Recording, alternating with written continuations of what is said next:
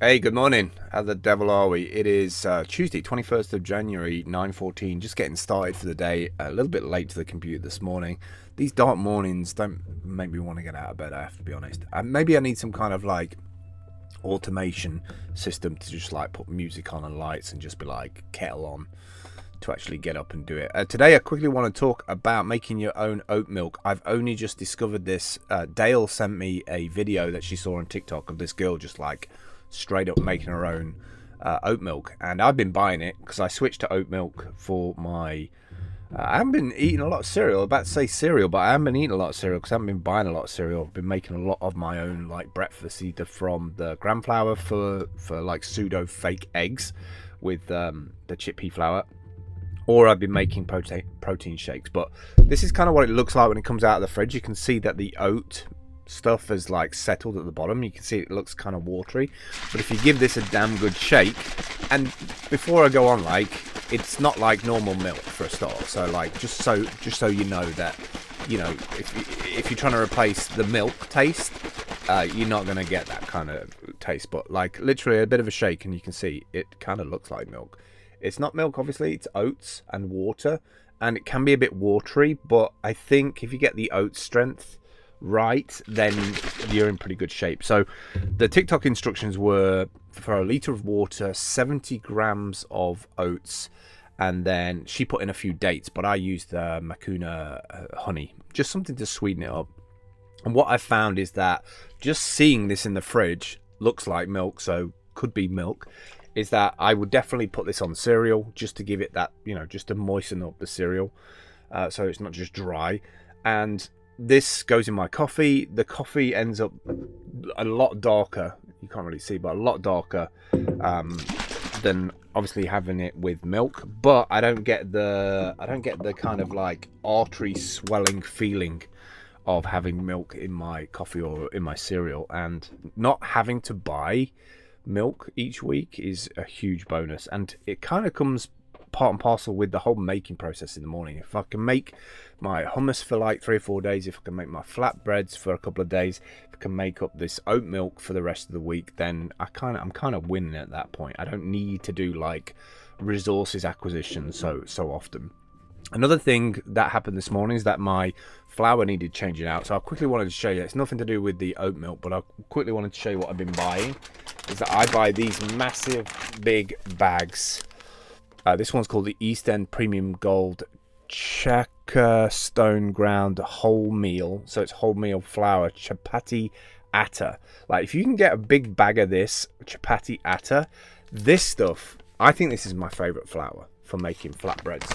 They just come out just so much better. I don't know if it's because it's gram meal or if it's like finely milled or whatever it is, but like, it makes perfect flatbreads. So if you're like making eggs, or if you're making gram flour like chickpea style eggs, they're perfect to wrap anything in it with some veggies and some mushrooms. So 5 kilogram bag, I think that costs like £6, and we worked it out, me and Dell, that it works out in pennies. Like, if you really stretch the flour, you can make a bunch of wraps for like pennies at a time, instead of like spending gobs of money on packaging of sandwiches and stuff, which actually you don't feel fulfilled. You know, like, I can make a whole batch of flatbreads up. And now that I can make milk, oh, the camera's gone out. Sorry, my bad. Now I've got milk. Like, I can easily keep up with these little things. So yeah, let me go through the process quickly. How you make it up? It's quite simple. 1 litre of water, 70 grams of oats, a little dash of something sweet, so it might be a stevia or honey or some dates, and then you put all of that into a blender, blend it up for about 30-45 seconds, make sure everything's like all like blended up, and then you need to find yourself a muslin cloth. So we've got a bunch of like containers knocking about that Dale bought for making yogurt in the Instapot, and they come with like a muslin cloth. And the cool thing about muslin cloth is that you can put all the you can strain everything that comes out of the blender through that cloth, and then the stuff that's left, if you want to, you can let that dry and you can actually use that as a face scrub, so you're not wasting anything. So I absolutely, as an optimizer, I absolutely love the idea of being able to like take something, make it into something else, and then use the residue as, you know, something that feeds, you know, scrub your face. Not my beard, probably end up with like loads of loads of oatmeal in my face. But you can use it in scrubs and stuff. If you don't have a hairy face, you could just like use it as like a face wash, a bit more sustainable, ethical face wash. That's it really this morning. I just wanted to share that because I mean, like, it looks like milk, right? I mean, oat milk. Let's go. I normally used to spend £1.80 or £1.40 on, you know, a size probably about that much, you know, probably this much milk for £1.40, and now I can just take the oats that I would normally use for porridge and use them as well for making milk up. And you can buy oats in similar big 5k 10k bags and get them on Amazon as well. That's it for me today. I will catch up with you tomorrow. Take care, and let me know if you make your own milks. Let me know if you make anything like from scratch, like in Instapots or whatever. I want to learn some new from raw skills this year. All right, catch up with you soon. Bye.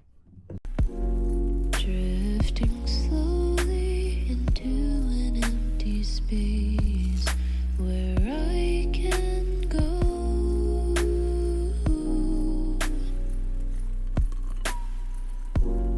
I'm just a roadblock free.